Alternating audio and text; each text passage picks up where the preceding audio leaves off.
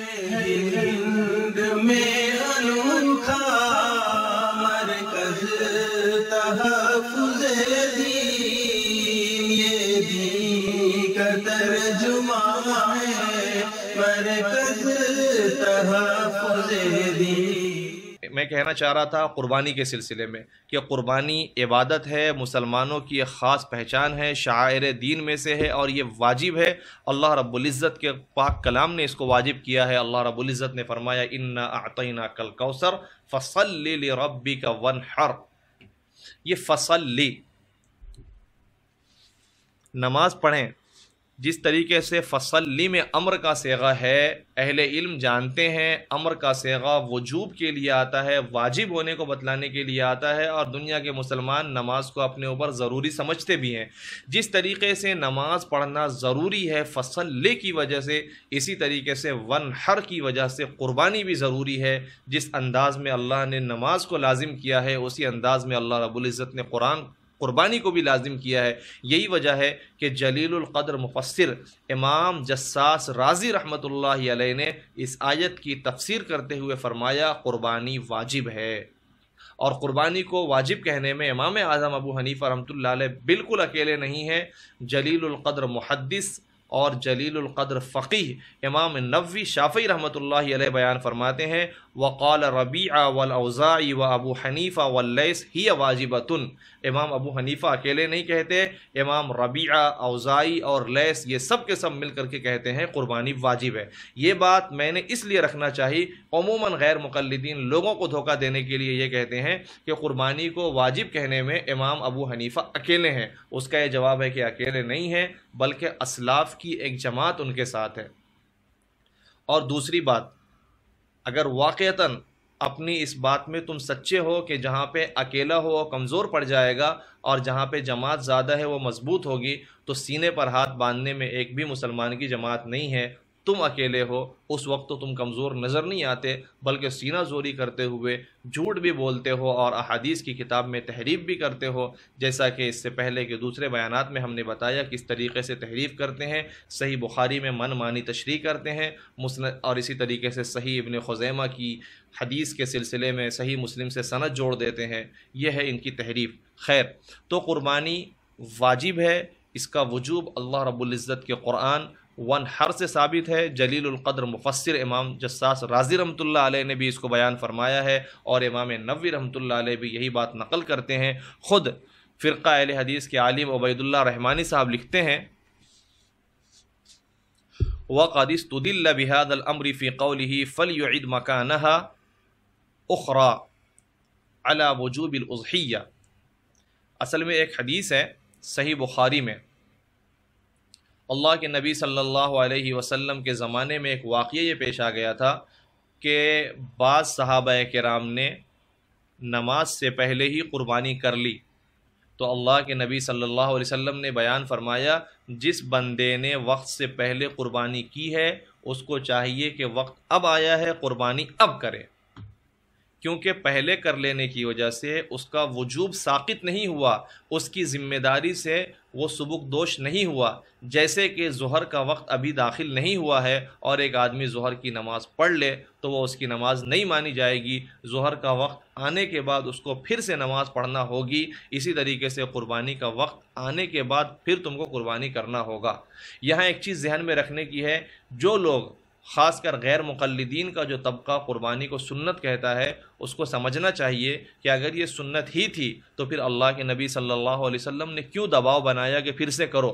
پھر سے کرنا اس بات کی دلیل ہے کہ کوئی ضروری چیز چھوٹی ہے۔ جیسے کہ ایک حدیث ہے،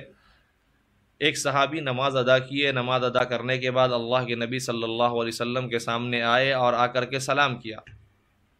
لیکن کوئی ضروری چیز چھوٹی تھی تو اللہ کے نبی صلی اللہ علیہ وسلم نے بیان فرمایا ارجع فصلی فإنک لم تصلی، جاؤ نماز پڑھو کیونکہ تم نے نماز نہیں پڑھی۔ ظاہر سی بات ہے کوئی سنت تو نہیں چھوٹی تھی، سبحان ربی العظیم کی جگہ سبحان ربی الاعلیٰ نہیں ہو گیا تھا، یا 3 کی جگہ 5، 5 کی جگہ 3، 3 کی جگہ 1 نہیں ہو گیا تھا کہ سبحان ربی العظیم 3 بار کہنے کی جگہ 1 بار کہہ دیے، بلکہ کوئی ضروری چیز چھوٹی تھی۔ تو جب ضروری چیز چھوٹتی ہے تب لوٹانے کی بات کی جاتی ہے، تو یہ بھی اس بات کی دلیل ہوئی کہ قربانی واجب ہے، وہ واجب اپنی جگہ سے ہٹا ہے، اس لیے لوٹانے کی بات اللہ کے نبی صلی اللہ علیہ وسلم نے کی ہے، یہی اسلاف نے سمجھا ہے۔ خود فرقہ اہل حدیث کے عالم صراحت کے ساتھ لکھ رہے ہیں کہ اس امر سے فَلْيُذْبِحْ، اللہ کے نبی نے جو فرمایا فَلْيُذْبِحْ کہ پھر سے ذبح کرو، یا فَلْيُعِدْ مَكَانَهَا پھر سے چاہیے کہ اس کو دوبارہ ایک قربانی کرے، یہ اس بات کی دلیل ہے کہ قربانی واجب ہے، اور قربانی کو واجب کہنے والوں نے یہاں سے دلیل پکڑی ہے۔ غیر مقلدین قربانی کو سنت کہنے کے بارے میں ایک بہت لوگوں کو دھوکہ دینے کے لیے ایک بہت موٹی سی دلیل پیش کرتے ہیں کہ امام بخاری رحمۃ اللہ علیہ نے قربانی کے سنت ہونے کا باب باندھا ہے، اور اس کے بعد حدیث کے الفاظ میں سنت کا لفظ لکھا ہوا ہے۔ تو دو باتیں سمجھے، اگر امام بخاری نے سنت کا باب باندھا ہے تو یہ باب نہ تو قرآن ہے نہ تو حدیث ہے، امام بخاری رحمۃ اللہ علیہ کی فہم ہے نا۔ غیر مقلدین کے مسلمہ اصول کے مطابق، غیر مقلدین کے متفقہ اصول کے مطابق، جب صحابی کا فہم بھی حجت نہیں تو امام بخاری تو تابعی بھی نہیں ہے، امام بخاری تو تابعی بھی نہیں ہے، تو ان کا فہم کیوں کر حجت ہو سکتا ہے؟ اس لیے یہ صرف دھوکہ ہے، دلیل نہیں ہے۔ دوسری بات، حدیث کے اندر سنت کے الفاظ آ گئے کہ جس نے قربانی کی فقط اصاب سنت المسلمین، وہ مسلمانوں کی سنت کو پہنچ گیا، یہ غیر مقلدوں کا ترجمہ ہے، مسلمانوں کی سنت کو پہنچ گیا نہیں، مسلمانوں کے راستے پہ چل پڑا، مسلمانوں کے طریقے پہ چل پڑا، جو مسلمانوں کا طریقہ ہے۔ جیسے نماز پڑھنا بھی مسلمانوں کا طریقہ ہے، تو کیا ظہر کی 4 رکعت نماز سنت ہو گئی؟ فجر کی 2 رکعت نماز سنت ہو گئی؟ عشاء کی 4 رکعت نماز سنت ہو گئی؟ بالکل سنت نہیں ہوئی۔ جو فرض ہے وہ اپنی جگہ فرض ہے، جو واجب ہے وہ اپنی جگہ واجب ہے، لیکن ہے مسلمانوں کا طریقہ، تو معنی سنت طریقے میں ہے، لیکن انہوں نے سنت کا معنی کر دیا۔ میں بہت آسان انداز میں آپ کے سامنے ایک بات رکھنا چاہتا ہوں تاکہ غیر مقلدین کی دھوکے آپ کے سامنے آ جائیں۔ ان کے ایک عالم صاحب ہیں شیخ کفایت اللہ سنابلی صاحب، جو ممبئی میں رہتے ہیں، انہوں نے جب ہم نے ایک بیان ریکارڈ کیا مغرب سے پہلے کی 2 رکعت کا مسئلہ، اور اس کے اندر ہم نے صحیح بخاری سے یہ بات ثابت کی کہ مغرب سے پہلے کی 2 رکعت سنت نہیں بلکہ صرف حدیث میں اس کا ذکر ہے، اور بعد میں تو اللہ کے نبی صلی اللہ علیہ وسلم نے مکروہ سمجھا اس کے پڑھنے کو، اور مکروہ کے لفظ ہم نے دکھائے صحیح بخاری سے، کراہیت ان یتخذها الناس سنتاً، اللہ کے نبی نے اس بات کو ناپسندیدہ سمجھا، مکروہ سمجھا کہ لوگ اس کو سنت بنائے۔ تو مغرب سے پہلے کی 2 رکعت سنت سمجھنے کو اللہ کے نبی مکروہ سمجھ رہے ہیں۔ جب میں نے یہ ترجمہ کیا تو شیخ کفایت اللہ سنابلی صاحب نے فرمایا کہ یہ جو مکروہ کی اصطلاح ہے یہ تو نبی والی تو نہیں ہے نا، یہ تو فقہاء نے ایجاد کی ہے، لہذا یہ جو مکروہ ہے یہ مکروہ کے معنی میں نہیں ہے بلکہ صرف ناپسندیدہ کے معنی میں ہے۔ پھر انہوں نے مثالیں دی، اور مثالیں دیتے ہوئے سمجھایا جیسے سنت کا لفظ اگر آ جائے گا، دھیان سے سنیں، کہتے ہیں جیسے سنت کا لفظ آ جائے گا تو اس سے مراد وہ سنت تھوڑی نہ ہے جو فقہاء کے یہاں ہے، بلکہ اس سے مراد سنت سے مراد واجب ہے، سنت سے مراد واجب ہے۔ تو صحیح بخاری میں قربانی کے لیے جو سنت کا لفظ آیا ہے اس سے مراد، ہم بھی تو یہی کہتے ہیں قربانی واجب ہے،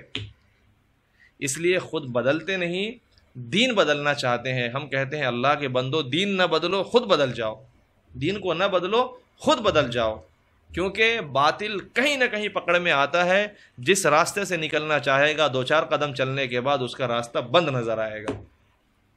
تو خیر، قربانی واجب ہے، اس کے مختصر سے دلائل ہم نے آپ کے سامنے رکھنے کی کوشش کی ہے۔ ہند میں انوکھا مرکز تحفظ دین، یہ دین کا ترجمہ ہے مرکز تحفظ